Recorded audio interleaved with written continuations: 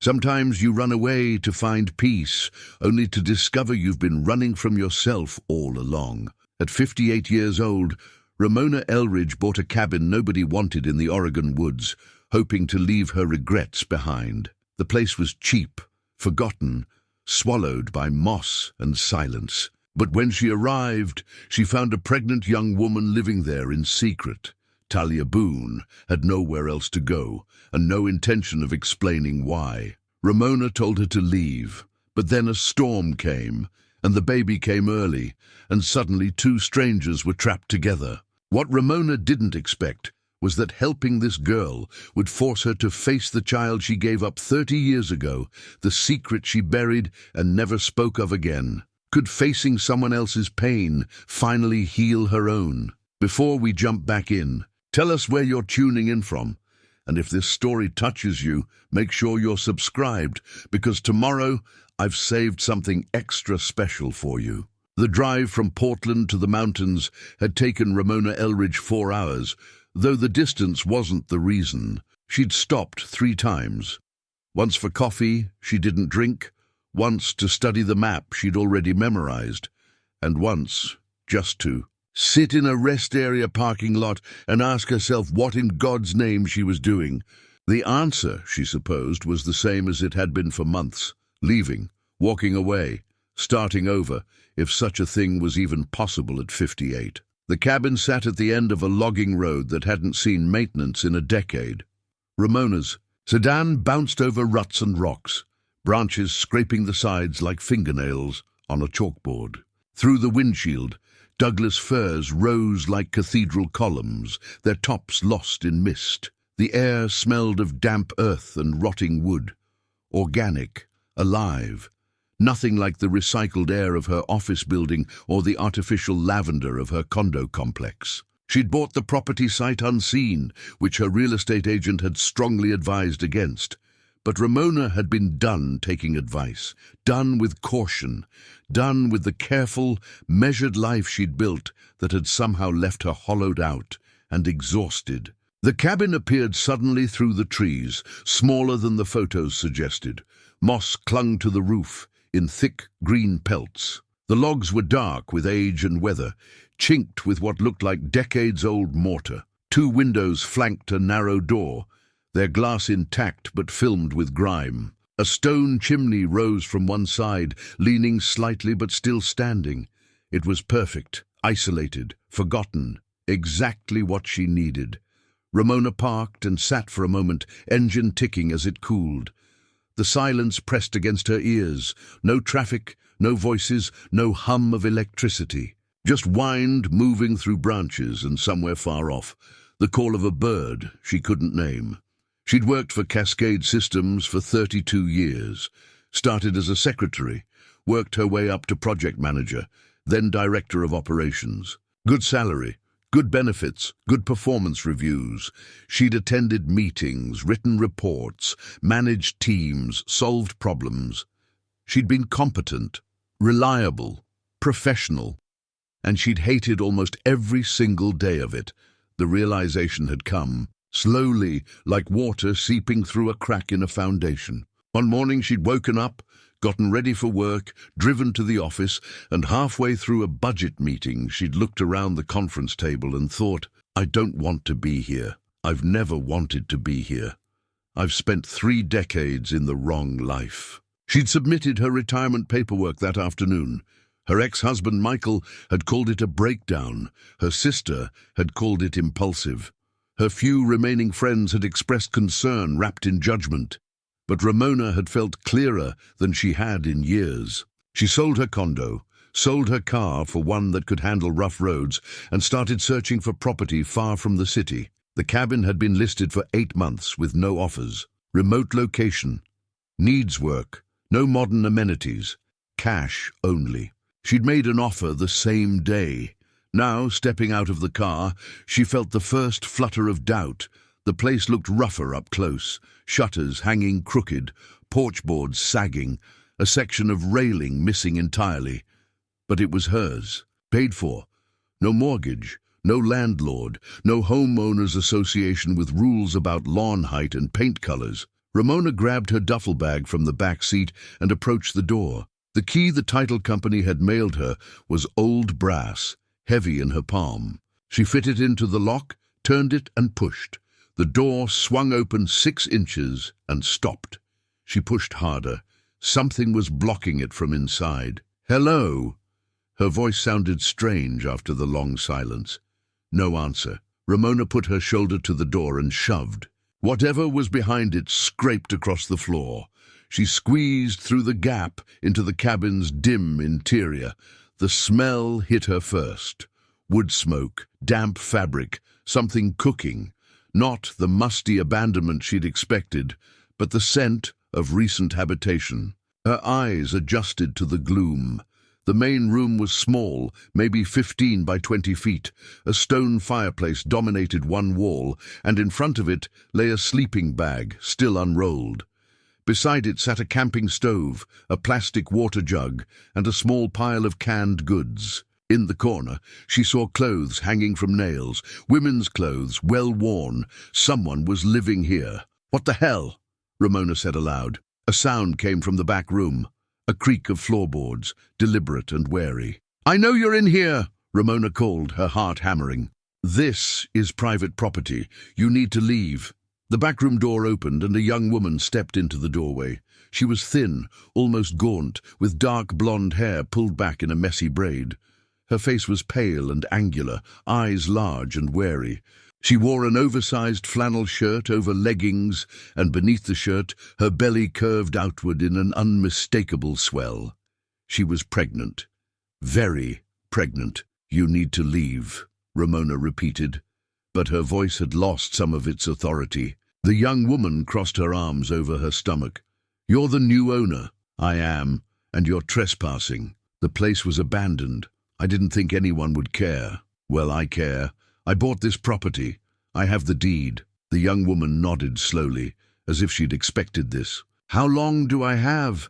The question caught Ramona off guard. "How long what? To leave? How long will you give me?" Ramona looked at her, really looked. The girl couldn't be more than 25. Her clothes were clean but worn thin.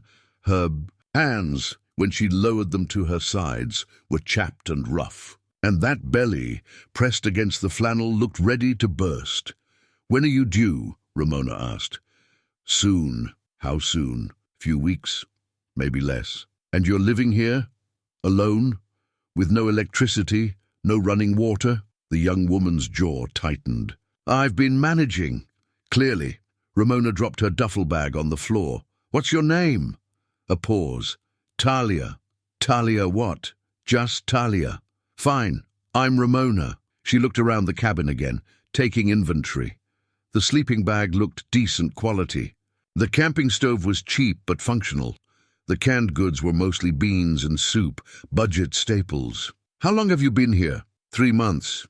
Maybe 4. "And before that? Does it matter?" Ramona studied her. There was something defensive in Talia's posture, something hunted in her eyes. This wasn't just a homeless drifter taking advantage of an empty building. This was someone hiding.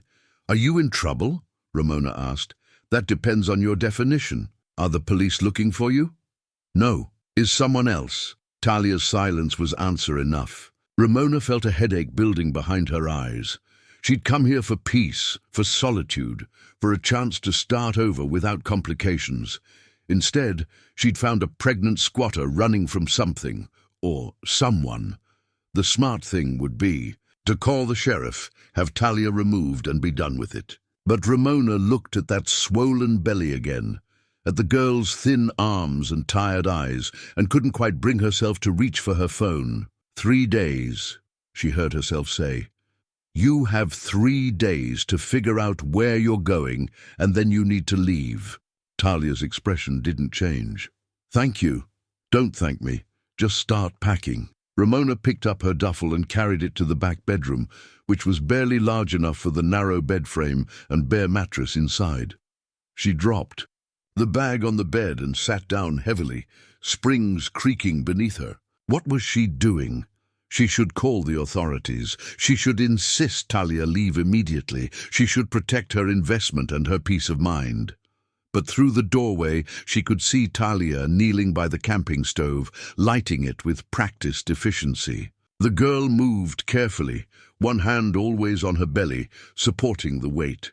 When the flame caught, she set a dented pot of water on top and sat back on her heels, waiting. Ramona thought of herself at 19, alone in a clinic waiting room, forms in her lap, asking questions she didn't know how to answer. She thought of the social worker's kind but professional voice explaining the adoption process. She thought of signing papers in a hospital room, still bleeding, breasts aching with milk for a baby she'd never hold. She pushed the memories down, where they belonged, locked tight in the place she'd built for them decades ago. 3 days, then Talia would be gone, and Ramona could have the silence she'd paid for. The first night passed in tense silence. Ramona stayed in the back bedroom, door closed, listening to Talia move around the main room. At some point the sound stopped, and Ramona assumed the girl had gone to sleep. She lay awake on the bare mattress, sheets still packed in her car, and stared at the ceiling beams until exhaustion finally pulled her under. Morning came grey and damp. Ramona dressed in the same clothes from yesterday and emerged to find Talia already awake, sitting cross-legged on her sleeping bag with a can of peaches open beside her. "There's instant coffee if you want it," Talia said, not looking up. "Water's boiled." Ramona poured herself a cup from the pot on the camping stove. The coffee was weak and bitter but hot. She stood by the fireplace, looking out the grimy window at the forest beyond. "I'm going into town today," she said. "Get supplies. Is there anything you need?" Talia glanced up, surprised. "You're asking me? You're here for 3 more days. Might as well not starve. I have food, canned peaches and beans. You need real nutrition. For the baby." Talia's hand moved to her belly in that automatic protective gesture Ramona was already recognizing. "I'm fine. When was the last time you saw a doctor?" "I don't need a doctor. You're about to have a baby. You absolutely need a doctor. I've read books. I know what to expect." Ramona set her coffee cup down harder than she meant to. "Reading books is not the same as prenatal care. What if something goes wrong? What if the baby is breech, or there are complications? Then I'll deal with it." "How?" "By yourself? Up here with no phone service and no help?" Talia's jaw set in that stubborn line. "I've been taking care of myself for a long time. That's obvious. And it's clearly working out great for you." The words came out sharper than Ramona intended. Talia flinched, then stood up with effort, one hand pressed to her lower back. "You don't know anything about me," Talia said quietly. "You're right. I don't, because you won't tell me." They stared at each other across the small room, 2 women from different generations, different worlds, locked in a standoff neither particularly wanted. Ramona broke first. "I'm going to town. I'll be back this afternoon." She grabbed her keys and left before Talia could respond. The drive down the mountain gave her time to think, though thinking was the last thing she wanted to do. She'd come here to escape complexity, not take on someone else's problems. Talia wasn't her responsibility. The girl had made her choices, gotten herself into whatever situation she was running from, and would have to find her own way out. But that belly, that vulnerable, life-carrying belly. Ramona gripped the steering wheel tighter and focused on the road. The nearest town was Millstone Creek, population 800 and declining. Main Street consisted of a general store, a diner, a gas station, and a post office that only opened 3 days a week. Ramona parked in front of the general store and went inside. She filled a cart with basics: bread, eggs, milk, fresh vegetables, rice, pasta, canned goods that were more substantial than beans. At the last minute, she added prenatal vitamins from the pharmacy section. The woman at the register was in her 60s, with steel-grey hair and sharp eyes. "New in town?" "Bought a place up on Ridge Road," Ramona said. "That old Kaufman cabin? Been empty for years." "I know. Needs work." "I know that too." The woman rang up the vitamins with a knowing look. "Congratulations." "They're not—" Ramona stopped. It was easier to let the assumption stand. "Thank you." She loaded the groceries into her car and sat for a moment, engine idling. There was a clinic 2 towns over, maybe 30 minutes. She could drive there, see if they had information about social services, resources for pregnant women in crisis. But that felt like a betrayal somehow, going behind Talia's back. Ramona put the car in gear and headed back up the mountain. When she arrived at the cabin, she found Talia outside, sitting on the sagging porch steps with her face turned toward the weak sunlight filtering through the trees. She looked younger in the daylight and more tired. "Help me carry these in," Ramona said, opening the trunk. Talia stood slowly and came down the steps. When she saw the bags of groceries, something flickered across her face. Gratitude, maybe, or relief. They worked in silence, carrying bags inside and unpacking them onto the cabin's rudimentary shelves. Ramona set the prenatal vitamins on the counter without comment. "Why are you being nice to me?" Talia asked finally. Ramona folded an empty paper bag, buying time. "I'm not being nice. I'm being practical. You're here for 3 more days. I'd rather you not pass out from malnutrition or have a medical emergency." "That's it? That's it?"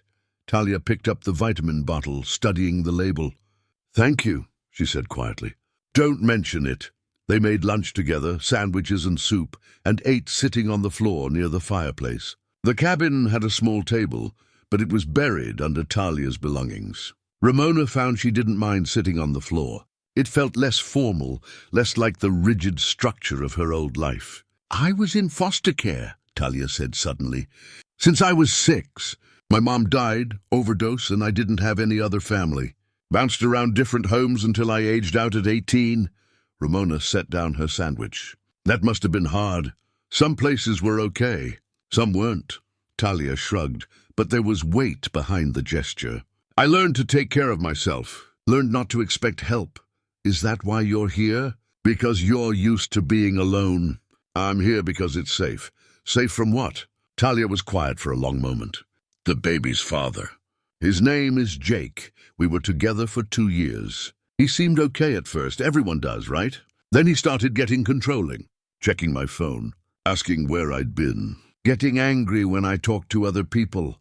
Ramona felt something cold settle in her stomach. She'd heard this story before, seen it play out in the lives of co-workers and acquaintances. It rarely ended well. "When I found out I was pregnant," Talia continued, "he changed. Got obsessed with the baby. Started talking about how we'd be a real family, how he'd make sure we never left him. Then I heard him on the phone one night, talking to someone about custody rights, about how to prove I was an unfit mother. He was planning to take the baby. Yes, I think he wanted me to have the baby so he could take it away from me. As punishment, as control." Talia's hand moved to her belly again. "I couldn't let that happen, so you ran. I emptied my bank account, took what I could carry, and left in the middle of the night. I've been moving ever since. Staying in shelters, camping, taking odd jobs when I could. Then I found this place, and it seemed like maybe I could stop running for a while." "Does he know you're in Oregon?" Talia's hesitation was answer enough. "Does he know you're pregnant?" "He knows, and he's looking for me. I have a burner phone. He's called it a few times. Left messages. Says he has rights, that I can't keep his child from him." Her voice cracked slightly. "But I'm not keeping his child from him. I'm keeping my child from him." Ramona stood up and walked to the window, processing. This was more complicated than she'd thought. Not just a homeless girl in need of help, but a woman running from an abuser, trying to protect an unborn child. "You need legal help," Ramona said. "A restraining order, documentation. I can't go to the police. If I file anything, it creates a paper trail. He'll find me. He'll find you anyway if he's determined enough. Maybe, but at least I'll have had some time." Talia stood up, too, with effort. "I know you want me to leave, and I will. I just need a few more days to figure out my next move." Ramona turned from the window to look at her. "Where will you go?" "I don't know yet. Somewhere, anywhere. With a newborn. No money? No support? I'll figure it out. I always do." The determination in her voice was admirable and heartbreaking in equal measure. Ramona saw herself at 19 again. Different circumstances, but the same essential solitude. No one to help. No one to trust. Just a young woman and an impossible situation. "You should see a doctor," Ramona said, "before you leave. Make sure everything's okay with the baby. I can't. There's a clinic 2 towns over. I'll drive you. You can use a fake name if you want, but you need someone to check that the baby's healthy and positioned right. Talia looked at her with something like wonder. Why are you helping me? Ramona didn't have a good answer, or rather, she had too many answers, none of which she wanted to examine closely. Because you're here, she said finally, and because someone should. That evening, the first drops of rain began to fall. By nightfall, it was a steady drumbeat on the roof. Ramona lay in bed listening to it, listening to Talia shift restlessly in the next room, and wondered what she'd gotten herself into. Around midnight, she heard Talia cry out, not loud, but sharp enough to pull Ramona from the edge of sleep. She got up and went to the doorway. You okay? Talia was sitting up in her sleeping bag, one hand pressed to her side. Just a cramp. It's fine. Are you sure? Yes, go back to bed. But an hour later, it happened again. And again an hour after that. By morning, Ramona knew. She'd never carried a pregnancy to term herself, had only made it through the second trimester before giving birth too early to a baby who'd somehow, miraculously, survived. But she knew. Talia was in early labor. The rain continued through the morning, steady and relentless. Ramona stood at the window watching water stream down the glass, while behind her, Talia paced the small main room with one hand pressed to her lower back. It's not labor, Talia insisted for the third time. It's just Braxton Hicks' false contractions. I read about them. How far apart are they? I don't know. I'm not timing them. Then how do you know they're false? Talia shot her an irritated look and kept pacing. She'd been doing this since dawn, walking in slow circles around the room, pausing occasionally to breathe through whatever was happening in her body. Ramona had suggested the clinic again. Talia had refused again. They'd argued again. Now they were locked in a tense standoff, while the rain fell and the forest dripped and the cabin grew dimmer as clouds thickened overhead. At least let me time them, Ramona said. Then we'll know for sure. Talia stopped pacing. Fine, but when you see they're random, you'll stop hovering.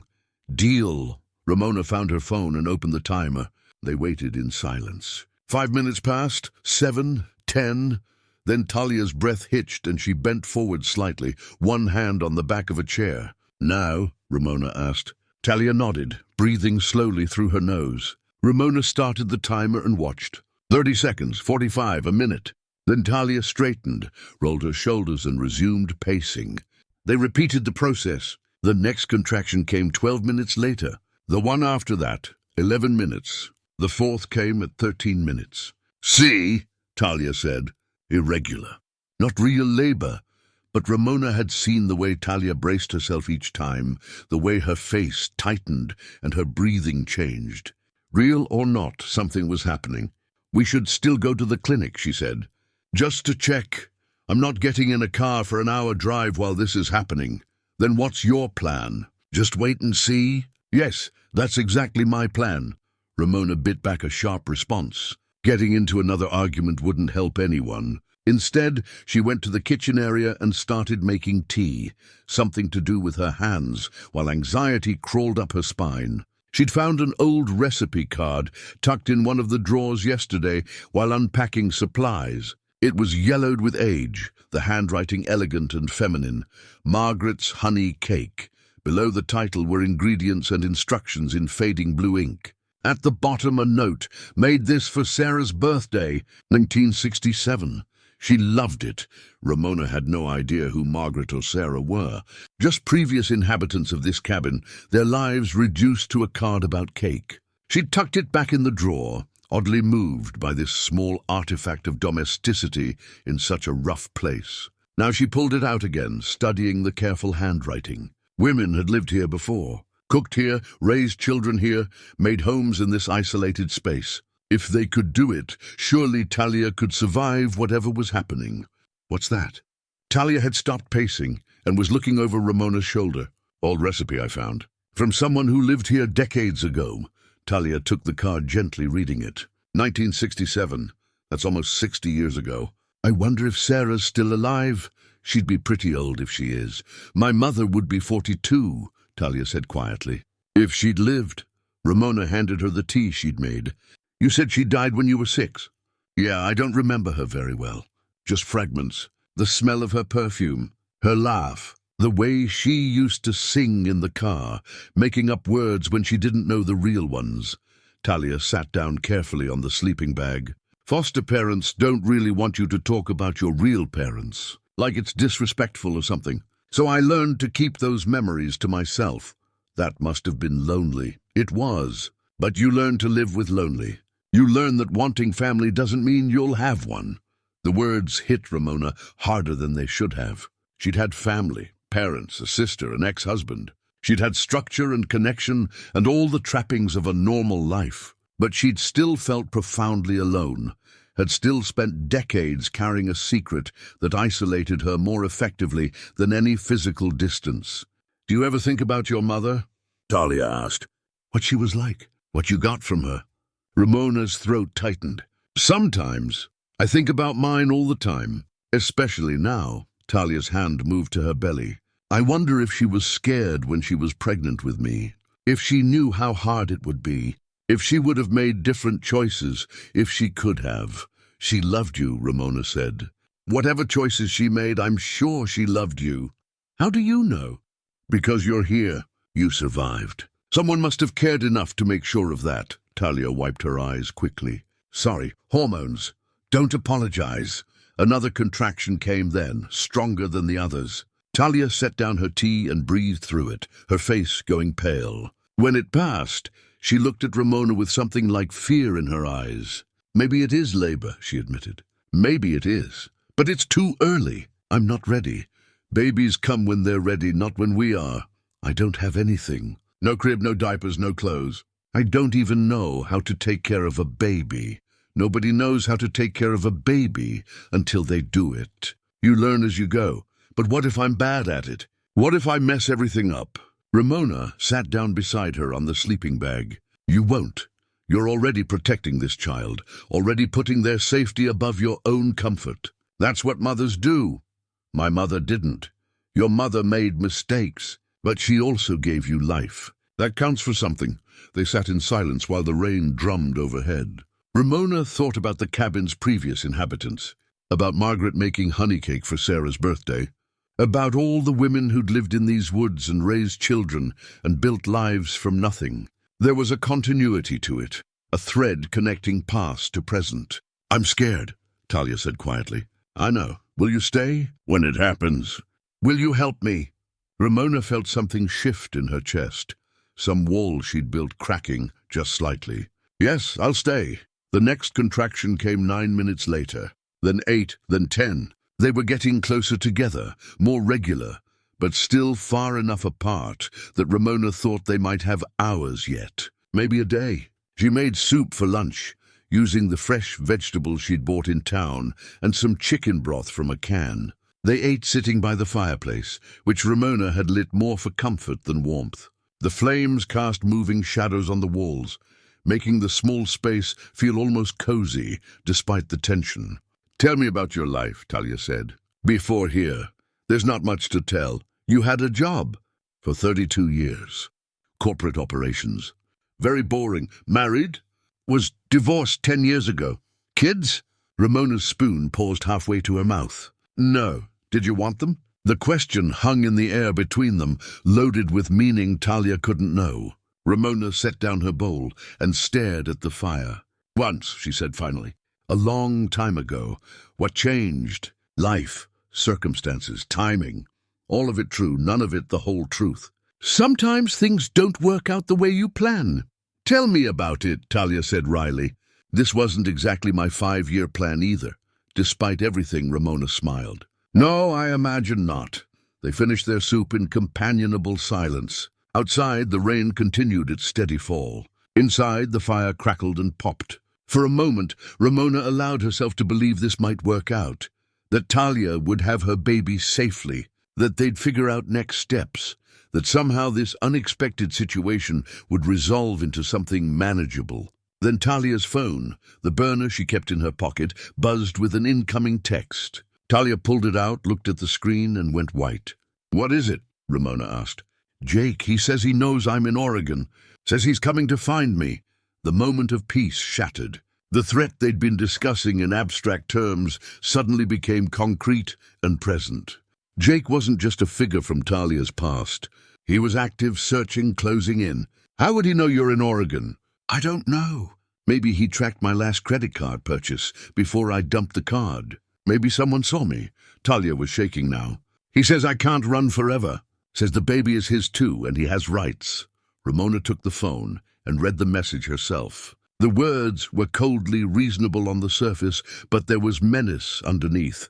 We need to talk about our child. You can't keep running. I will find you. Block the number, Ramona said. It won't matter. He'll just get another burner. Then we document everything. Save all his messages. Build a case. A case for what? He hasn't actually done anything illegal. He's just looking for his pregnant girlfriend. He's threatening you. No, he's not. Not technically. He's just saying he wants to talk. Talia stood up, started pacing again. You don't understand.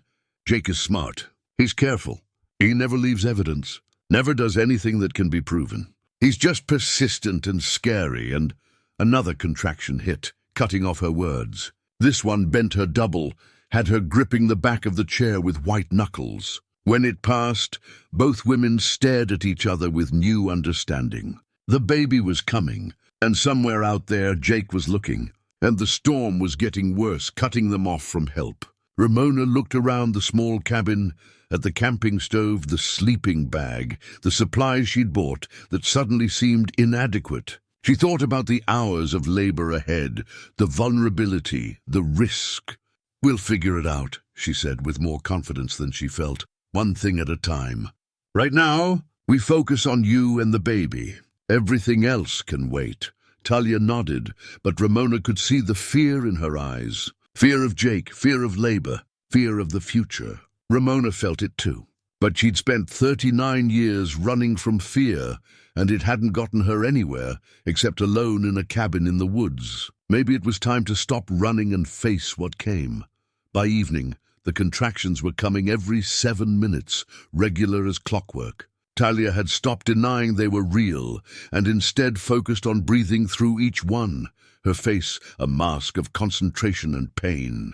Ramona had found an old blanket in the cabin's storage closet and spread it over the sleeping bag to give Talia something clean to lie on. She'd boiled water, gathered towels, laid out supplies with the methodical precision she'd once used for project presentations. But this wasn't a spreadsheet or a budget meeting. This was life and death, and she felt woefully unprepared.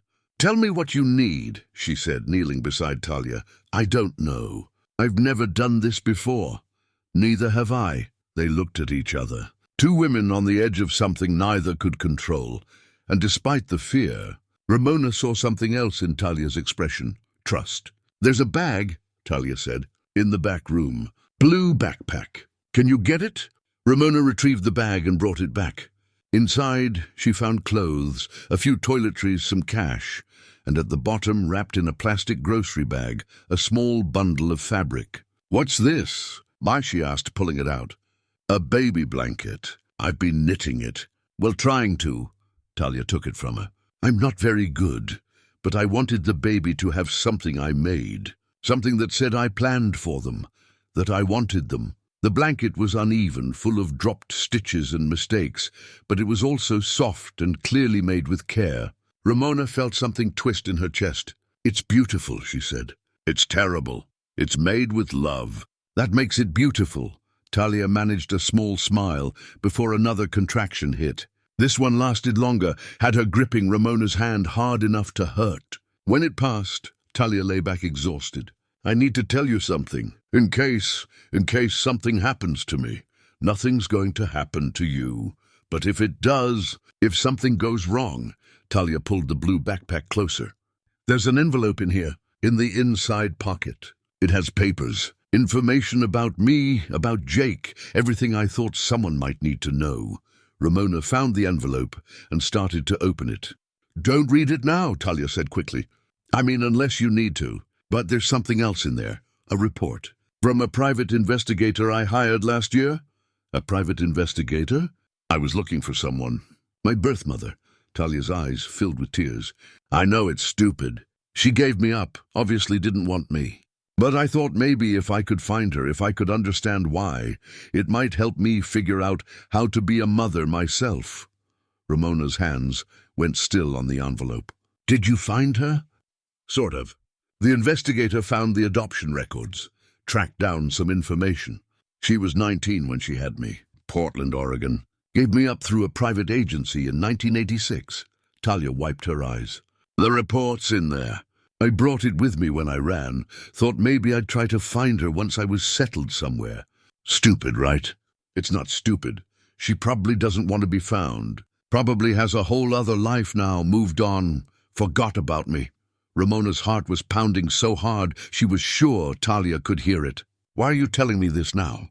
"Because if something happens to me, someone needs to know about the baby.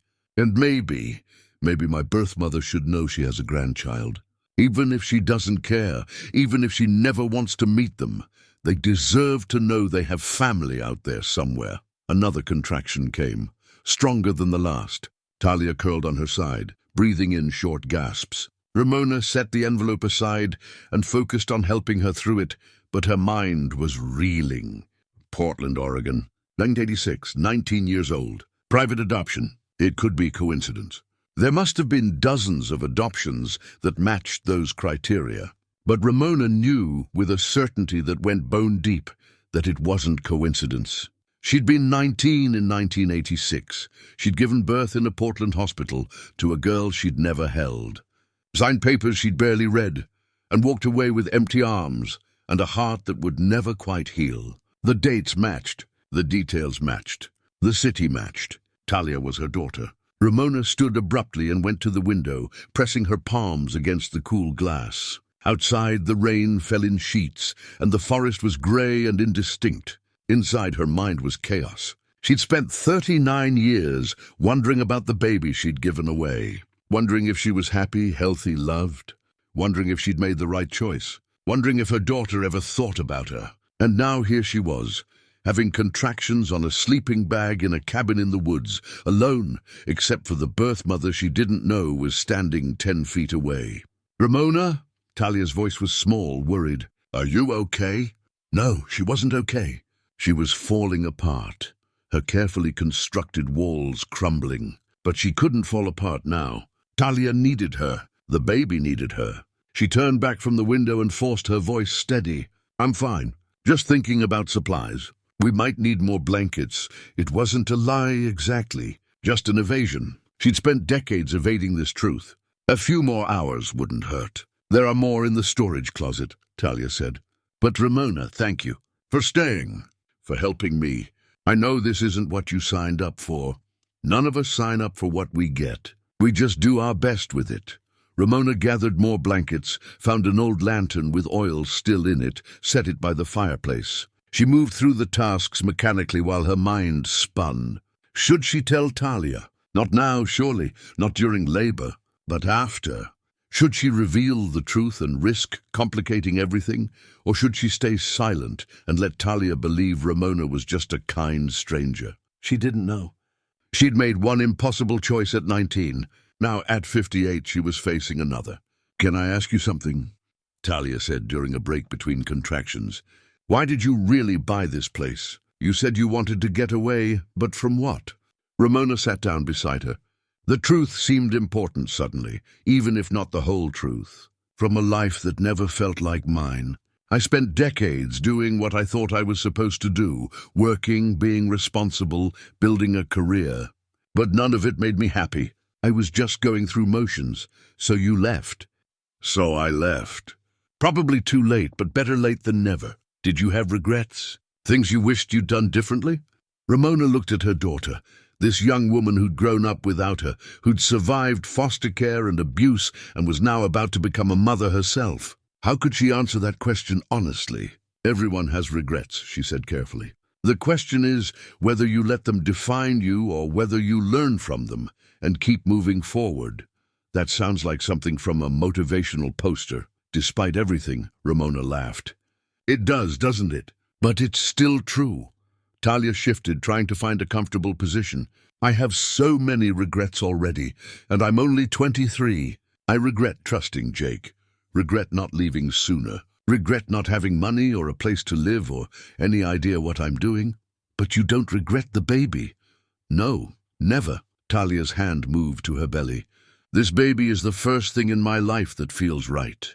Like it was meant to happen, even if the timing's terrible and the situation's a mess. Ramona understood that feeling more than Talia could know. She'd felt it too, briefly at 19. That sense of rightness, despite impossible circumstances. Then fear and practicality had taken over, and she'd made the choice she thought was best for everyone. Maybe it had been best. Talia had survived, had grown up, was here. Ramona had gone on to build a life, even if it wasn't the one she'd wanted.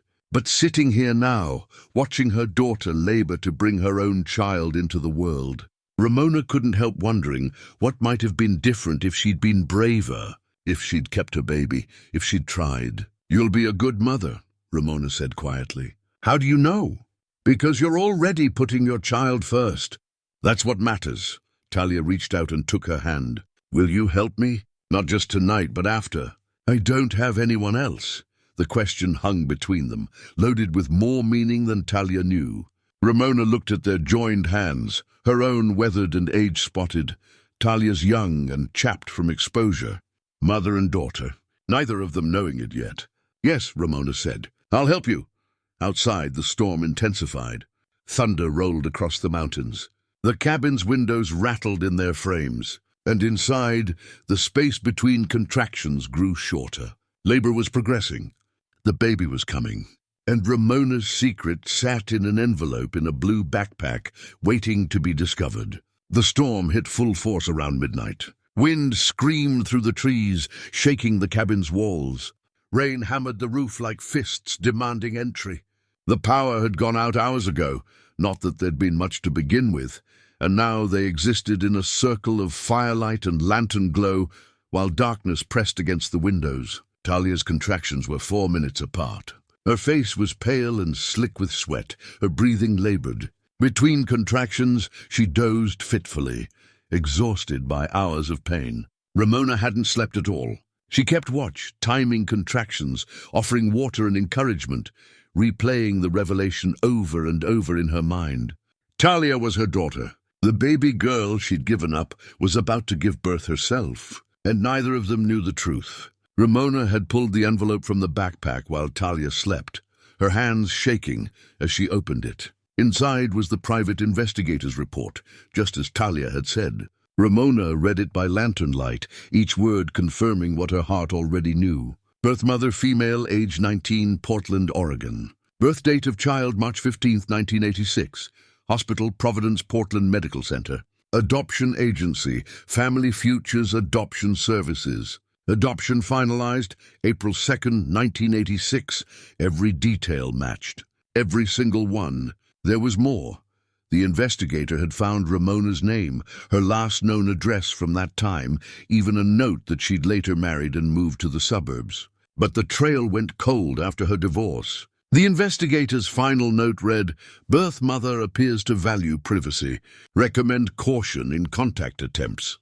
Ramona had folded the papers carefully and put them back. Her hands were steady, but inside she was breaking apart and remaking herself all at once.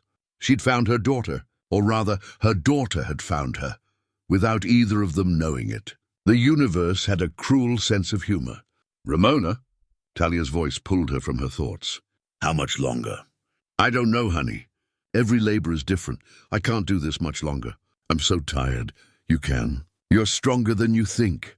Another contraction built, and Talia gripped Ramona's hand, her nails digging in. Ramona talked her through it, counting breaths, offering steady pressure on her lower back where the pain seemed worst. When it passed, Talia lay back gasping.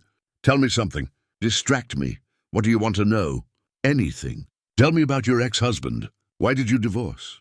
Ramona hesitated. She'd avoided thinking about Michael for years, had filed that part of her life under mistakes and moved on. But Talia needed distraction, needed something to focus on besides pain. His name was Michael. We met at work. He was in IT, I was in operations. We dated for a year, got married, bought a house in the suburbs. She paused, gathering the words.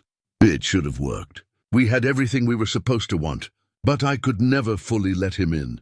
There was always this distance between us, this wall I couldn't take down, because you didn't love him, because I was carrying too much that I couldn't share. Ramona looked at the fire. I never told him about the baby I gave up. It felt like betraying her somehow, making her part of my new life when I'd given up the right to her. And I think Michael knew I was holding something back. It poisoned us slowly, that secret. You never thought about finding her. Your daughter? The question was innocent, asked without knowing the weight it carried. Ramona's throat tightened. Every day, every single day for 39 years. Why didn't you? Fear, mostly. Fear that she wouldn't want to know me. Fear that I'd disrupt the life she'd built. Fear that she'd hate me for giving her up.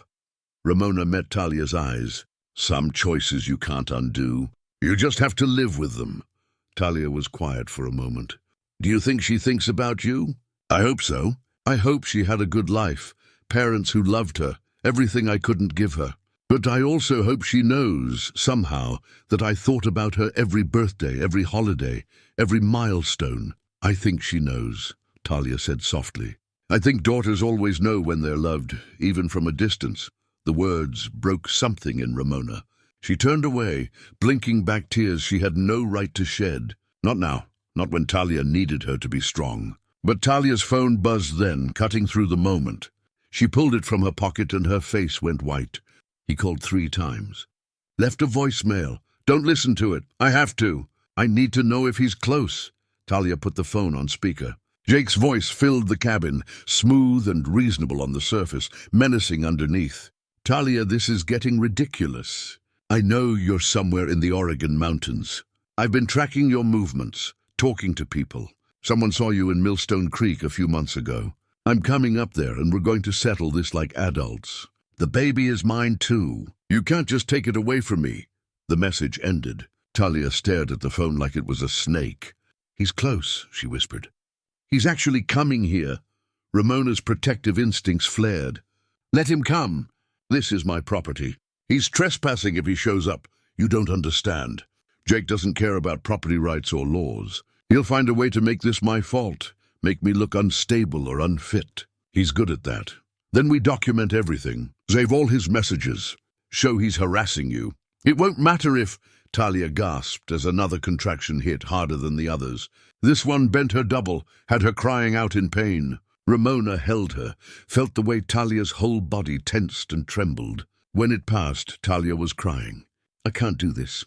I can't have a baby and deal with Jake and figure out where to go, and you don't have to figure it all out right now. Right now, you just focus on breathing and getting through the next contraction. Everything else can wait, but he's coming. What if he shows up while I'm in labor? What if he tries to take the baby? I won't let that happen. Ramona's voice was steel. I promise you, I won't let anyone hurt you or this baby. Talia searched her face, looking for reassurance, for certainty. Why do you care so much? You don't even know me. The question hung in the air between them. Ramona could tell her the truth now, could explain why this felt so personal, so urgent. But Talia was in labor, vulnerable, scared. Dropping that revelation now would be cruel, because everyone deserves someone in their corner, Ramona said instead. And right now, I'm in yours. It wasn't the whole truth, but it was true enough. The storm raged on. The contractions continued. And somewhere out in the darkness, Jake was searching. But inside the cabin, in the circle of firelight, 2 women held onto each other and waited for dawn. Dawn came grey and reluctant. The storm hadn't broken, just settled into a steady, punishing rain that turned the world outside into a blur of water and mist. Ramona stood at the window, watching the logging road become a river of mud, and knew that even if they wanted to leave, they couldn't. They were trapped here until the weather cleared. Behind her, Talia moaned through another contraction. They were 3 minutes apart now, lasting longer, hurting more. Ramona could see the exhaustion in every line of Talia's body. I need to check something, Ramona said gently. I need to see how far along you are. Talia nodded, too tired to argue. Ramona had found a book in the cabin's small collection, an old home medical guide from the 70s, water-damaged but still readable. She'd studied the section on childbirth by lantern light while Talia dozed, trying to understand what she was supposed to look for. The examination was awkward and imperfect, but Ramona did her best. When she finished, she met Talia's eyes with as much confidence as she could muster. "You're getting close. Not quite ready to push yet, but soon." "How soon? Hours, maybe?" "It's hard to say." Talia closed her eyes. "I don't know if I can do hours more." "You can. You're doing it right now." Ramona helped her into a different position, remembering something she'd read about movement helping labor progress. They walked slow circles around the cabin, Talia leaning heavily on her, pausing every few minutes when contractions hit. During one of these pauses, Ramona noticed papers scattered near the blue backpack. The investigator's report had slipped out, pages spread across the floor. She started to gather them before Talia could see, but Talia was already looking. "That's the report," Talia said. "About my birth mother." "Have you read it?" Ramona's hands stilled. "Some of it. I'm sorry, I shouldn't have." "It's okay. I told you about it. You have a right to know who you're helping." Talia picked up one of the pages. She was so young, 19, same age as the kids I used to babysit. I can't imagine being that young and making that choice. She probably did what she thought was best. Maybe, or maybe she just didn't want me. The words were matter of fact, but pain lived underneath them. The investigator found her name, her last address. But I never contacted her. I was too scared. Scared of what? Rejection, or worse, indifference. What if I found her and she didn't care? What if she'd forgotten about me completely and moved on? Talia set the paper down. At least this way I can imagine she thinks about me sometimes. That I mattered to her, even if she couldn't keep me. Ramona felt like she was being torn in two. Tell her now. Tell her you've thought about her every day, that she's mattered more than anything, that giving her up was the hardest thing you've ever done. But another contraction hit before she could speak, and the moment passed. They worked through it together, breathing in sync, Ramona's hands supporting Talia's weight. When it ended, Talia looked at her with something like wonder. You're good at this. Have you done it before? No, I'm just doing what feels right. Well, it helps. You help. Talia squeezed her hand. I'm glad you're here. I'm glad the universe put me in your cabin. Me too, Ramona said, and meant it more than Talia could possibly know. The day wore on in a blur of contractions and rain and firelight. Ramona made tea and soup, neither of which Talia could keep down. She changed blankets and boiled water and tried to remember everything she'd read in that old medical guide. Around noon, Talia's phone buzzed again. Another voicemail from Jake. Don't listen to it, Ramona said. I have to. This time Jake's voice was different, angry, frustrated. I'm stuck on the mountain road. There's a washout, can't get through. But I'm not giving up, Talia. I'll wait out this storm and I'll find you. You can't hide forever. Talia deleted the message, but her hands were shaking. He's so close. Maybe 2 miles away, stuck on the same road you drove up. Then we have time. And when the road clears, we'll be ready for him. How? What are we going to do? Ramona had been thinking about this.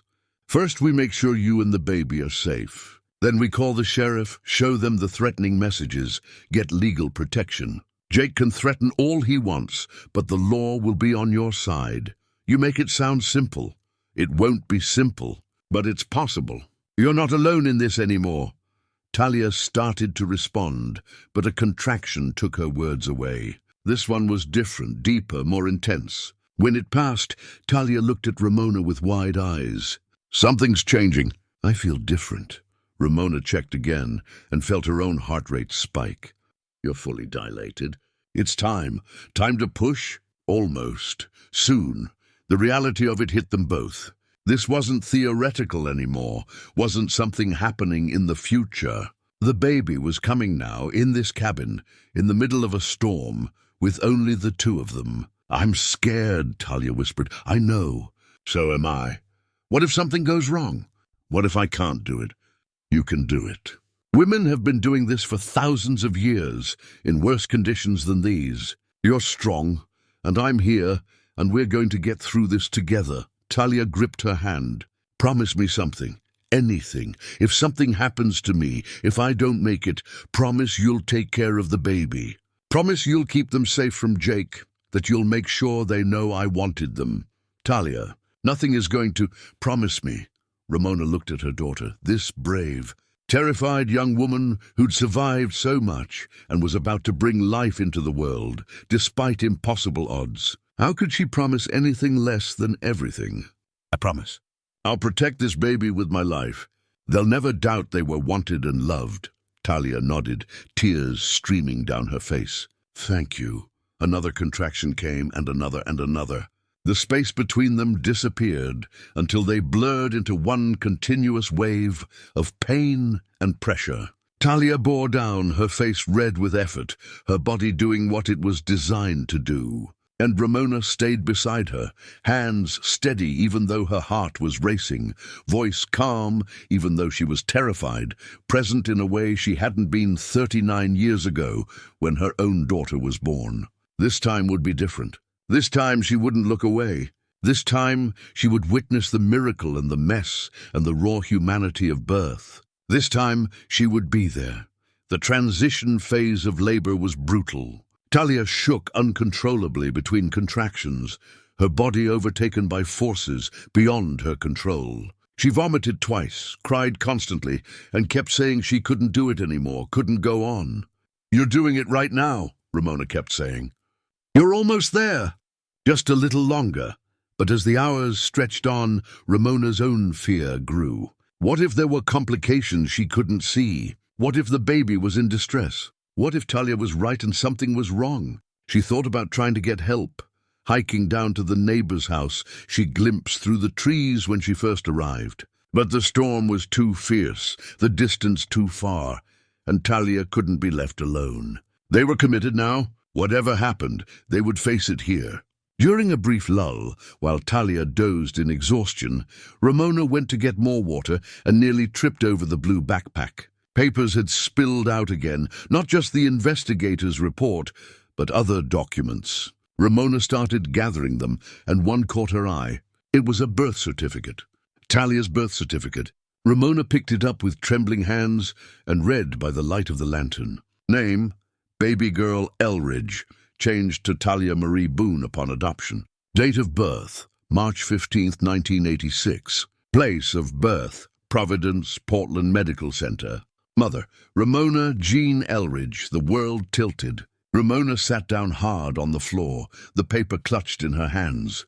Ellridge, her maiden name. The name she'd used when she gave birth at 19, before she married Michael and became Ramona Matthews. There was no doubt anymore, no room for coincidence, or maybe Talia was her daughter. The baby she'd given up was lying 10 feet away, about to make Ramona a grandmother. The enormity of it crashed over her like a wave.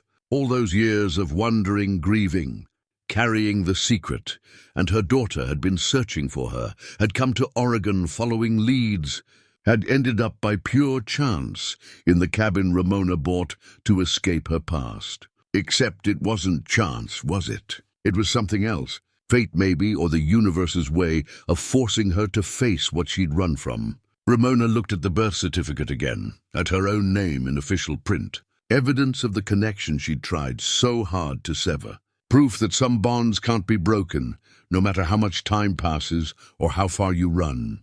She thought about the past 2 days, the way she'd felt drawn to help Talia, the fierce protectiveness that had risen in her, the sense of rightness despite the chaos. Her body had known even when her mind didn't, mother recognizing daughter. Blood calling to blood. Ramona? She looked up to find Talia watching her, eyes heavy with exhaustion. What are you reading? Ramona's mouth opened, but no words came. How did you tell someone this? How did you explain? It's your birth certificate, she said finally. It fell out of your bag. Oh, yeah, I keep it with me. It's the only proof I have of where I came from. Talia struggled to sit up. Does it say my birth mother's name? I can never remember if that's on there or just in the adoption papers. Ramona held out the document with shaking hands. It's there. Ramona Jean Ellridge. Talia took it, squinted at the faded print, and went completely still. The silence stretched between them, broken only by rain and wind and the crackle of the fire. Ramona, Talia said slowly. That's your name? Yes. Ramona Jean Ellridge. That's your name? It was, before I married. Then I became Ramona Matthews. Her voice was steady, remarkably steady given that her entire world was reorganizing itself. Then I divorced and went back to Ellridge. Talia stared at the birth certificate, then at Ramona, then back at the certificate. Her face went through a dozen emotions: confusion, disbelief, hope, fear. No, it's a coincidence. It has to be. Portland, Oregon, March 15th, 1986. Providence Portland Medical Center. 19 years old. Ramona met her eyes. It's not a coincidence. But the investigator said, she said my birth mother valued privacy, that she'd moved away, that there was no current address. I divorced 10 years ago, moved around a bit, eventually settled in a condo under my maiden name. Ramona's hands were shaking now, adrenaline finally catching up. I wasn't hiding from you. I just wanted to disappear from my old life. Talia touched her own belly, as if grounding herself. You're my mother. Yes, my birth mother. The one I've been looking for. Yes, and you bought this cabin, and I was already here, and we've been... Talia's voice broke. We've been together for days, and you didn't know? I didn't know until last night. I read the investigator's report while you were sleeping.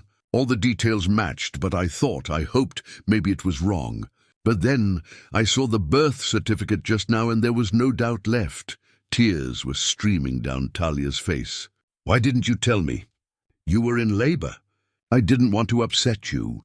Didn't want to make everything more complicated than it already was. More complicated? My birth mother has been helping me through labor, and you didn't think I'd want to know. I thought... Ramona stopped. What had she thought? That she could somehow keep the truth contained? That she could help Talia through this, and then explain later? I was scared. I've been scared for 39 years. Scared of what? Of this, of you hating me for giving you up, of disrupting your life, of not being what you needed or wanted, of being too late. The words poured out, decades of fear finally given voice. I thought about finding you so many times, imagined what I'd say, how you'd react. But I always stopped myself because I was terrified you'd rather I stayed gone. Talia was crying hard now, her whole body shaking. I've wanted to find you my entire life. Every birthday, every Christmas, every time I moved to a new foster home. I wondered where you were and if you ever thought about me. Every single day. I thought about you every single day. Another contraction hit then, cutting through the emotional storm with physical reality. Talia cried out, and Ramona moved to her side instinctively, supporting her through it. I can't process this right now, Talia gasped when it passed. The baby's coming, and you're my mother, and I know it's too much. We'll figure it out later. Right now, just focus on breathing. But you're really her, you're really my mother. Ramona looked into eyes that were the same hazel as her own, saw the shape of her own face in Talia's features, recognized gestures and expressions she'd seen in the mirror her whole life. Yes, I'm really your mother. Talia reached for her hand and held it tight. Don't leave. Whatever happens, don't leave me. I won't. I promise. I've already left you once. I'm never doing that again. The contraction built again, stronger than before. Talia bore down, and Ramona felt the moment shift. This wasn't just about a stranger helping another stranger anymore. This was about a mother helping her daughter bring new life into the world. This was about 3 generations connected by blood and choice and impossible coincidence. This was about family. You need to push, Ramona said. The baby's coming. Are you ready? Talia looked at her, really looked at her, and despite the pain and fear and shock, she smiled. I'm ready, especially if you're here. I'm here. I'm right here, and I'm not going anywhere. The next contraction came, and Talia pushed, and Ramona held her daughter's hand and thought about all the ways love finds you, even when you've spent decades running from it. The pushing phase was exhausting and eternal. Talia bore down with each contraction, her face red with effort, veins standing out on her neck. Between contractions, she collapsed back, gasping for air, her body trembling with fatigue. Ramona coached her through each one, her voice steady despite the chaos in her mind. That's good, you're doing great. Again with the next one. Big push. But even as she spoke, her thoughts spun. She was helping her daughter give birth.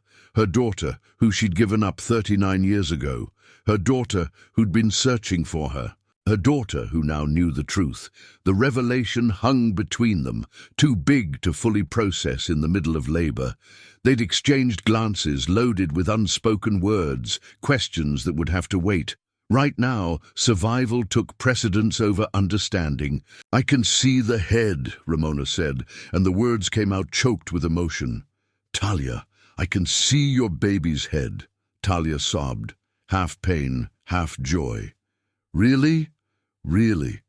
A few more pushes and you'll have your baby in your arms." The old medical guide had said this part could take hours for a first-time mother, but Talia's body seemed determined to move things along. Each push brought visible progress. The baby's head crowned, then emerged fully, and Ramona found herself supporting a tiny skull covered in dark, wet hair. "Stop pushing," she said, remembering what she'd read. "Pant, just breathe. Let me check the cord." Her hands shook as she felt around the baby's neck. The umbilical cord was there, looped once, but not tight. She carefully lifted it over the baby's head, just like the book had described. "Okay, one more big push, and your baby will be here." Talia gathered herself, every ounce of strength she had left. With the next contraction, she pushed, and the baby's shoulders emerged, then the rest of the body in a rush of fluid and blood. Ramona caught her grandchild in her hands. The baby was small and slippery and absolutely perfect. For a moment, she didn't breathe, and Ramona's heart stopped, but then the little mouth opened and a cry filled the cabin, thin and outraged, and the most beautiful sound Ramona had ever heard. "It's a girl," Ramona said, tears streaming down her face. "Talia, you have a daughter." She laid the baby on Talia's chest, this tiny, red-faced creature still connected by her cord. Talia's arms came up automatically, cradling her daughter against her heart. "Hi," Talia whispered. "Hi, baby. I'm your mama." The baby's cries quieted at the sound of her mother's voice. She blinked unfocused eyes, tiny fingers curling and uncurling. Ramona grabbed clean towels and began gently cleaning the baby, rubbing her back to stimulate breathing, making sure she was pink and responsive. The little girl was small, but seemed healthy. Good color, strong cry, moving all her limbs. "Is she okay?" Talia asked, not taking her eyes off her daughter. "She's perfect, absolutely perfect." Ramona found the hand-knitted blanket, the imperfect, beautiful blanket Talia had made, and wrapped the baby in it. 3 generations bound together in that moment. Ramona, Talia, and this brand new life who'd come into the world in a storm. The umbilical cord was still pulsing, still transferring the last of its blood to the baby. Ramona waited until it stopped, then used sterilized scissors and string to tie and cut it. The baby was her own person now, separate from her mother for the first time. "She needs a name," Ramona said softly. Talia looked down at her daughter, then up at Ramona. "I want to name her after you, after my mother, if that's okay." Ramona's breath caught. "You don't have to." "I want to. I've been thinking about it for months, trying to figure out what to name her, and now it seems obvious." Talia touched the baby's tiny hand. "Ramona Grace Boone. Grace for a new beginning. Ramona for the mother I found." "Oh, but it's beautiful," Ramona managed. "She's beautiful." They sat in the quiet aftermath, Talia cradling baby Ramona, the older Ramona kneeling beside them, all 3 exhausted and overwhelmed. The storm outside had finally begun to ease, rain softening from an assault to a steady patter. But even as they rested, Ramona's mind turned to practical matters. The placenta still needed to be delivered. Talia needed to be monitored for excessive bleeding. The baby needed to nurse, needed to be kept warm, needed all the care that came after birth. And somewhere out there, stuck on a washed-out mountain road, Jake was waiting. The thought sent ice through Ramona's veins. She'd promised to protect this baby, and she meant it. But how? What would she do when Jake finally made it through? "We need to call for help," she said. "Medical check for you and the baby, and legal protection from Jake." Talia looked up, fear flickering across her exhausted face. Is there cell service yet? Ramona checked her phone. 1 bar, flickering in and out. Maybe. I can try. She moved to the window where the signal seemed strongest and dialed 911. The call connected, broke up, connected again. She spoke quickly, giving the address, explaining the situation. Home birth, mother and baby stable, but needing medical assessment. Potential threat from abusive partner. The dispatcher's voice came through in fragments, sending paramedics, road conditions, may take time, stay safe. Then the call dropped and wouldn't reconnect. Ramona went back to Talia. Help is coming, but the roads are bad. It might take a while. How long? I don't know. Hours, maybe. Talia held her daughter closer. What if Jake gets here first? Then we deal with him. How? Ramona looked around the cabin, taking inventory. The fireplace poker was solid iron. There was a hunting knife in one of the drawers. The cabin had locks on the doors, though they looked old and weak. Not much in the way of defense, but something. We lock the doors. We keep the phone ready. We have evidence of his threats, and we don't let him anywhere near you or that baby. You make it sound simple. It's not simple, but it's doable. Ramona met her eyes. I've spent 39 years wishing I'd been braver when you were born. Wishing I'd fought harder to keep you. I'm not making that mistake again. I'll do whatever it takes to protect you and your daughter. Talia's eyes filled with fresh tears. Why did you give me up? Can you tell me? The question hung in the air, decades of wondering finally given voice. Ramona sat down beside them, careful not to disturb the baby. I was 19, alone. The father had disappeared the moment I told him I was pregnant. My parents, they were supportive, but they had their own problems, their own struggles. They couldn't help raise a baby. She took a breath. I was terrified. I didn't have money, didn't have a job that could support us, didn't have any idea how to be a mother. The social workers told me adoption was the best choice, that I could give you a life I couldn't provide. Did you want to keep me? More than anything, when they took you away after birth, I wanted to scream, wanted to fight, wanted to grab you back and run. But I'd signed the papers, made the choice, and I told myself... Her voice broke. I told myself you'd be better off without me, that some couple who desperately wanted a child would give you everything I couldn't. But they didn't. I went into foster care. Ramona closed her eyes against the pain. I didn't know. The adoption was supposed to be with a family, a couple who'd been waiting. I don't know what happened, why it fell through. The couple divorced before the adoption finalized. The agency had to place me elsewhere. I bounced around for years. Talia's voice was matter-of-fact, but hurt lived underneath. I'm not telling you this to make you feel guilty. I just want you to know what happened, what my life was like. I'm so sorry. If I'd known, what would you have done? You were 19. You couldn't have changed anything. Maybe not, but I should have tried. I should have fought harder to keep you, or at least to make sure you went to a good home. Instead, I signed you away and spent the next 40 years trying to forget. Did you forget? Never. Not for a single day. They sat in silence, processing decades of separation and the miracle of reunion. Baby Ramona stirred, making small sounds. Talia shifted her to a different position, and the baby began to root, searching instinctively. She's hungry, Ramona said, and try nursing. With some awkward maneuvering, Talia got the baby latched. The sight of it, her daughter nursing her. Daughter, 3 generations in a chain of life, overwhelmed Ramona completely. She turned away, wiping tears, trying to hold herself together. Outside, the storm's last gusts rattled the windows, and in the distance, barely audible over the rain, came the sound of an engine. Ramona went to the window and looked out. Through the mist and rain, she could see headlights moving slowly up the muddy logging road. Someone was coming. The headlights drew closer, moving slowly through the mud and debris left by the storm. Ramona's heart pounded as she watched, trying to identify the vehicle. Was it help, or was it Jake? "Talia," she said quietly, "someone's coming." Did. Talia's eyes went wide with fear. She clutched the baby tighter, and little Ramona made a small sound of protest at being squeezed. "Is it him?" "I can't tell yet." Ramona moved to the door and secured the deadbolt, then checked the windows. They were latched, though the old mechanisms didn't inspire confidence. She grabbed the iron fireplace poker and held it ready. The vehicle, a truck she could tell now, pulled up outside and the engine cut off. A door opened and slammed.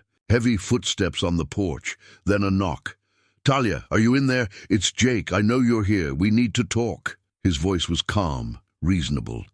That's what made it so frightening. Not anger or aggression, but that steady, controlled tone that said he was in charge and expected compliance. Ramona met Talia's terrified gaze and put a finger to her lips. "Don't respond. Don't engage." "Talia, this is ridiculous. I drove all night through that storm to get here. The least you can do is open the door." A pause. "I just want to see my baby. I have rights." Still, neither woman responded. The baby had finished nursing and was dozing against Talia's chest, blissfully unaware of the threat outside. Jake tried the door handle. The deadbolt held. "Seriously? You're going to lock me out? After everything we've been through together?" His voice was changing now, frustration bleeding through the reasonableness. "I know someone's in there with you. I saw the car. You have help now? Found some sympathetic stranger to take you in? That's great, Talia. That's real mature." Ramona's grip tightened on the poker. She moved closer to the door, ready to defend if necessary. "Here's what's going to happen," Jake continued, and now the menace was clear. "You're going to open this door. We're going to discuss our situation like adults, and then I'm going to meet my child. You don't get to keep my baby from me." "You need to leave," Ramona called through the door. "This is private property. You're trespassing." Silence. Then, "Who the hell are you?" "The owner of this property, and I'm telling you to leave or I'll call the police." "The police?"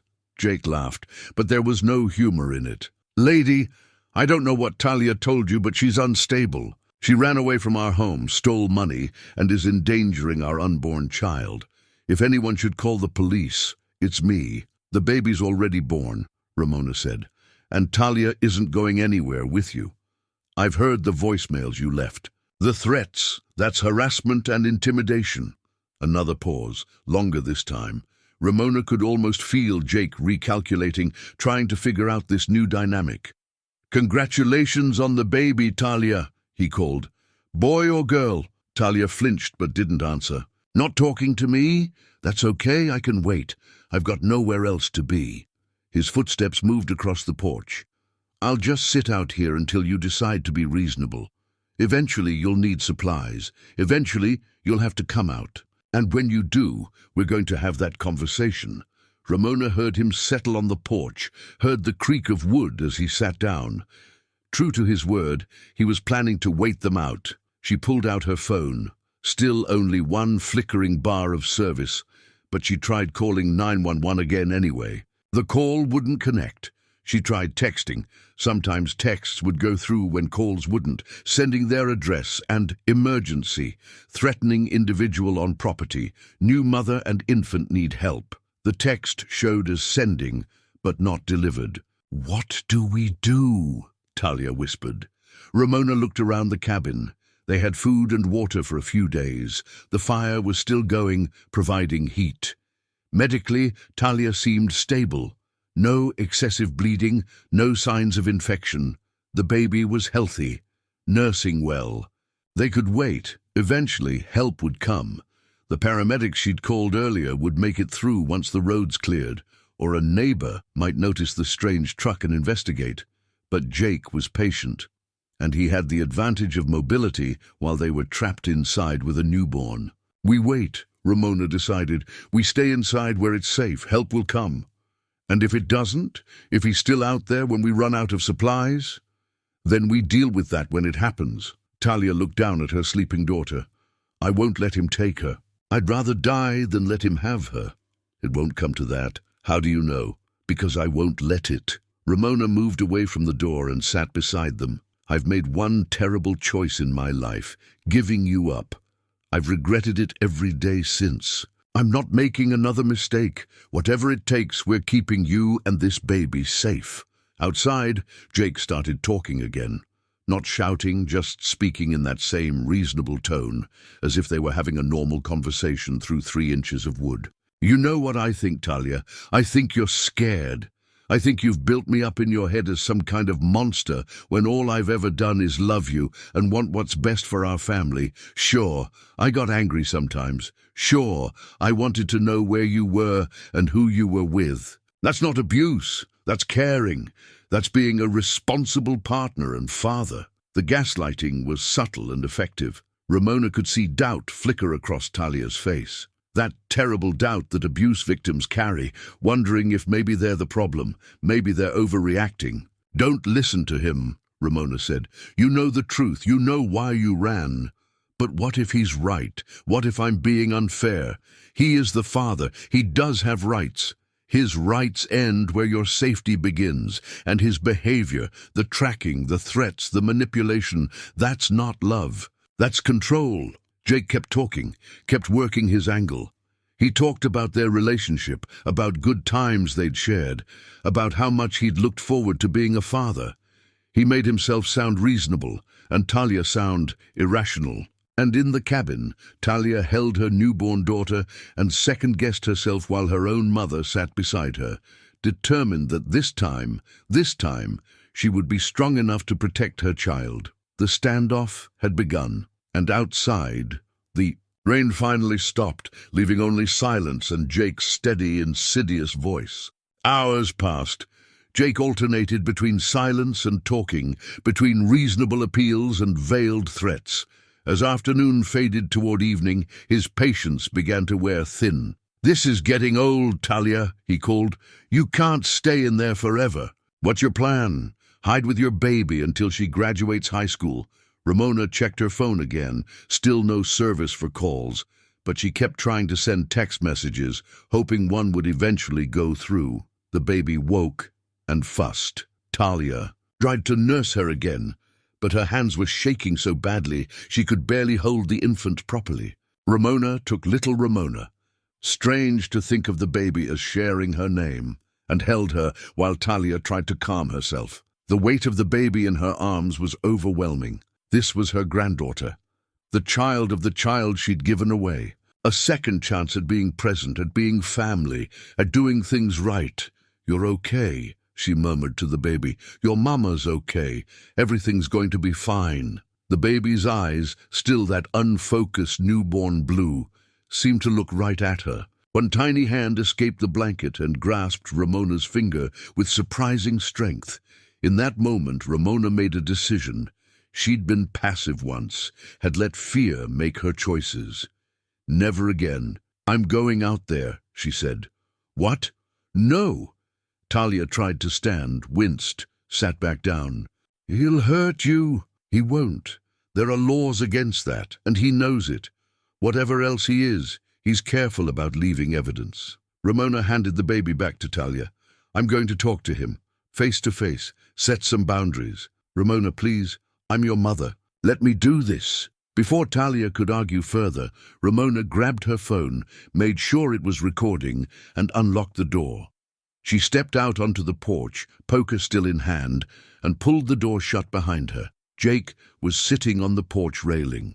He was younger than she'd expected, maybe 30, with the kind of clean-cut appearance that made people trust him. Handsome in a conventional way. Nothing about him screamed dangerous, which made him more dangerous. He looked her up and down.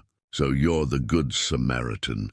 I'm Ramona Ellridge. This is my property. You need to leave." "I will, as soon as I talk to Talia and meet my child." "That's not happening." "Lady, I don't think you understand the situation here. That's my baby in there. I have parental rights. You have nothing. You've been harassing and threatening the mother of your child. I have recordings of your voicemails, text messages, evidence of stalking behavior." Ramona held up her phone, making sure he saw it was recording. "And right now, you're trespassing on private property after being asked to leave." "That's a crime." Jake's expression hardened. You don't know what you're dealing with. I know exactly what I'm dealing with. A man who thinks control equals love. A man who'd rather terrorize a pregnant woman than let her make her own choices. A man who's lost any right to call himself a father. Careful, Jake said, standing up. He was taller than her, broader, physically intimidating.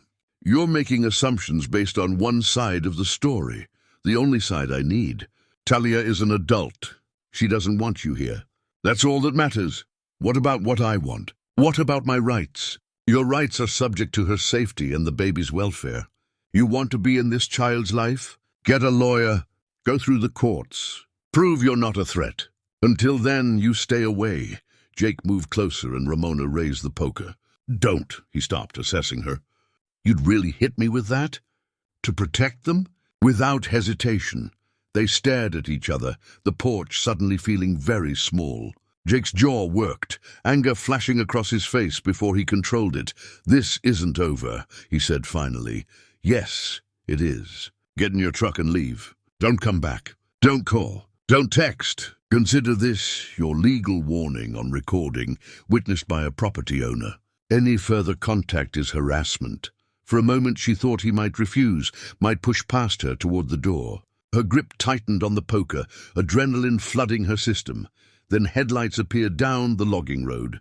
Multiple vehicles, moving carefully through the mud. Jake saw them too. Expecting company? Paramedics, police, people who care that a woman just gave birth and needs medical attention. Ramona didn't know if it was true, but it sounded good. Still want to be here when they arrive? The vehicles drew closer. She could see now it was an ambulance and a sheriff's cruiser, both struggling with the rough terrain, but making steady progress. Jake cursed under his breath. He looked at the door, at Ramona, at the approaching vehicles, calculating. Tell Talia this isn't finished. Tell her I'll be back with lawyers and custody papers. Tell her she can't keep my child from me. Tell her yourself. In court, through proper channels. Not through intimidation and threats. Jake walked to his truck, every movement radiating barely controlled anger. He climbed in, started the engine, and sat there for a moment. Headlights illuminating Ramona standing on the porch with her weapon raised.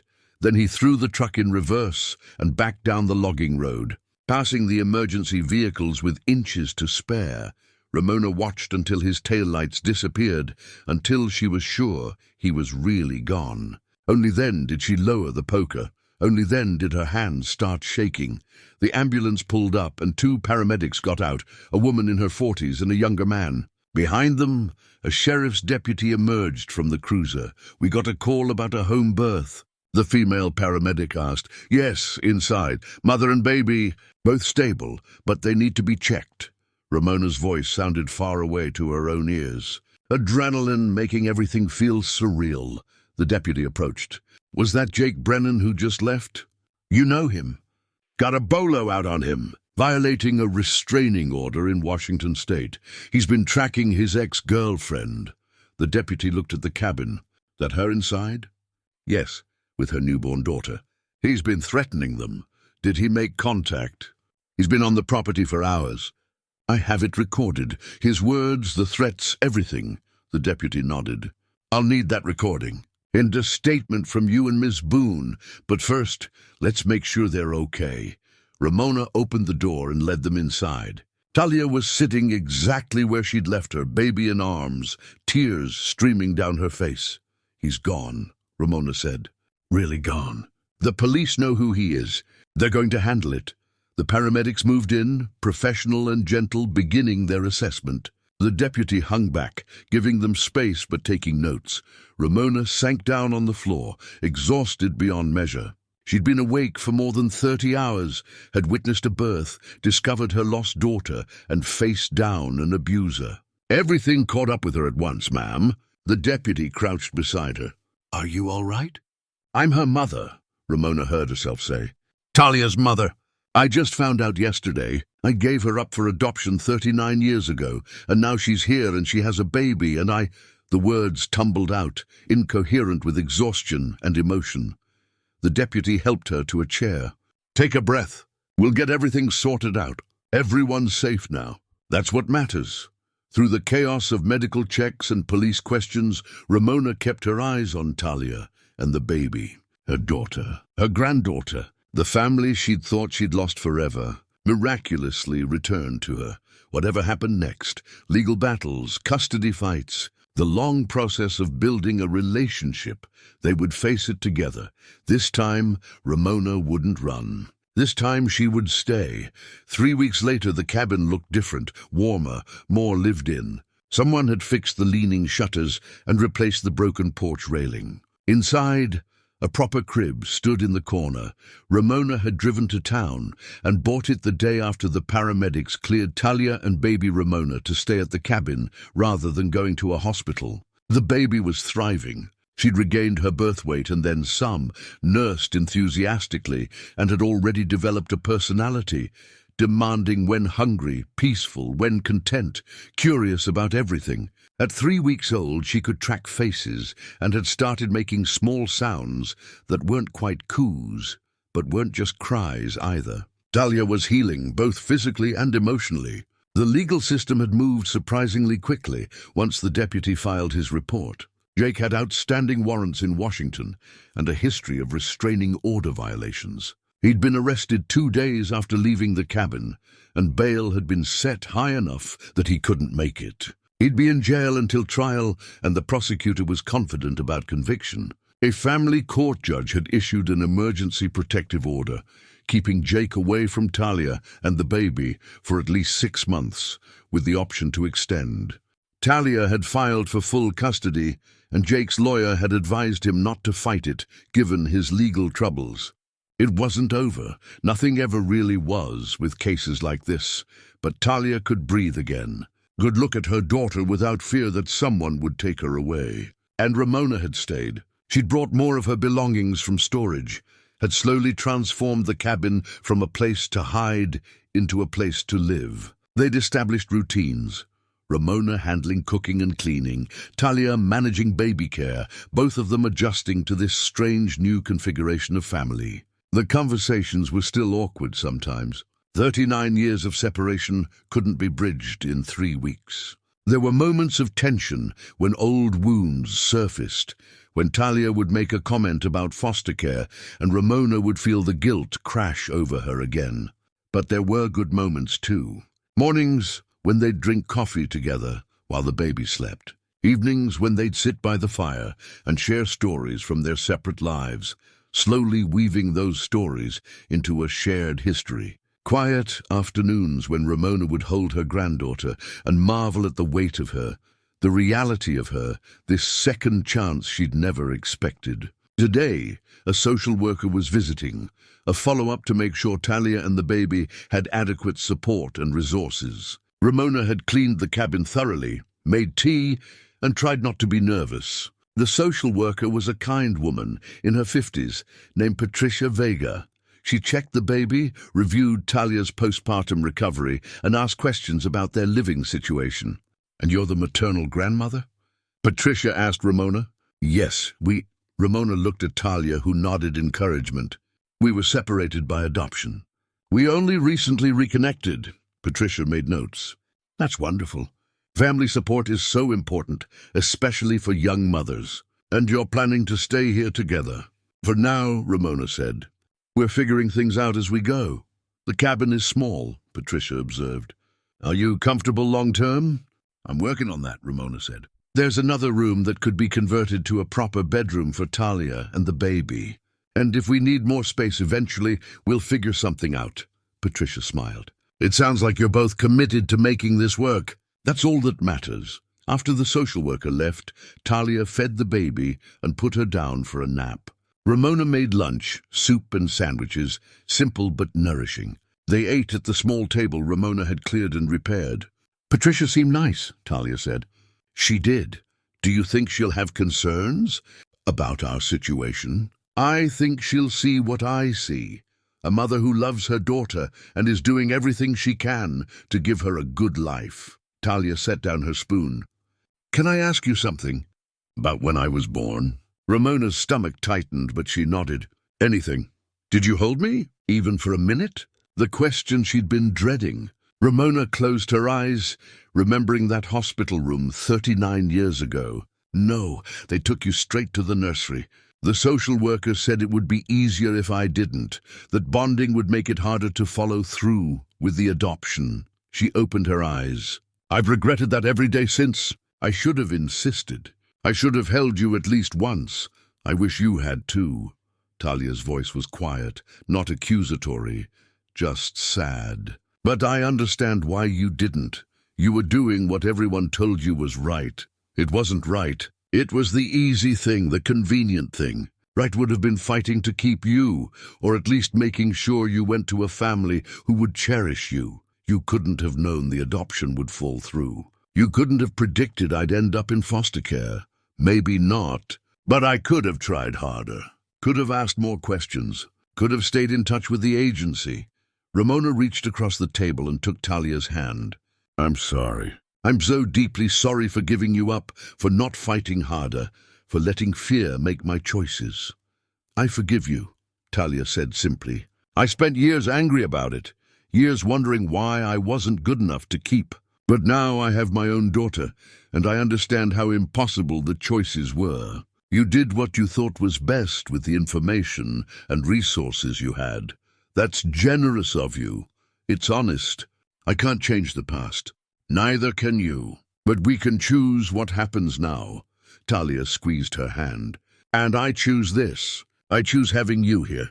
I choose building something new. From the crib, baby Ramona made a small sound, not distressed, just announcing her presence. Both women smiled. She's got good timing, Ramona said. She's got a good grandmother. The word landed softly between them, carrying weight and meaning. Grandmother, a role Ramona had never thought she'd fill, a title that meant connection and presence and commitment. I want to do better this time, Ramona said. I want to be here for all of it. The middle-of-the-night feedings, the first steps, the skinned knees, the school plays, everything. I missed it all with you. I don't want to miss a moment with her. You won't. We won't let you. They cleaned up lunch together, moving around each other with increasing familiarity. The cabin was small, but it felt less claustrophobic than it had 3 weeks ago. It felt like home. That evening, Ramona took out the faded Polaroid she'd carried in her wallet for 39 years, the photo taken by the hospital showing a newborn she'd never held. She'd looked at it countless times over the decades, memorizing features, imagining futures. Now she set it on the mantel next to a new photograph, one she'd taken on her phone 3 days ago, showing Talia holding baby Ramona, 3 generations finally together. What are you doing? Talia asked, coming to stand beside her. Making a family gallery, past and present. Talia studied the old Polaroid. Kid, that's me? That's you. The only picture I had. I look angry. You look alive. That's all that mattered to me. Talia picked up the new photo, studying it. We look happy here. We are happy, aren't we? Yes, scared sometimes, still figuring things out, but happy. Talia looked at Ramona. Thank you for staying. Thank you for not running again. Thank you for letting me. For giving me a second chance I don't deserve. You deserve it. Everyone deserves a second chance. Outside, the sun was setting over the Oregon mountains, painting the sky in shades of pink and gold. Inside the cabin, baby Ramona began to fuss, and Talia went to comfort her while Ramona started dinner. It was ordinary, mundane, the stuff of everyday life, feeding babies, making meals, watching sunsets. And it was everything Ramona had been missing for 39 years, without knowing it. She'd bought this cabin to escape, to hide from a life that didn't fit.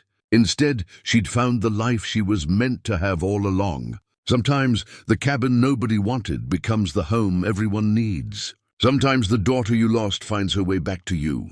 Sometimes second chances come disguised as storms and strangers and impossible coincidences. Sometimes running away leads you exactly where you were meant to be. Ramona looked at her daughter and granddaughter, her family, imperfect and complicated and precious, and knew she was finally home.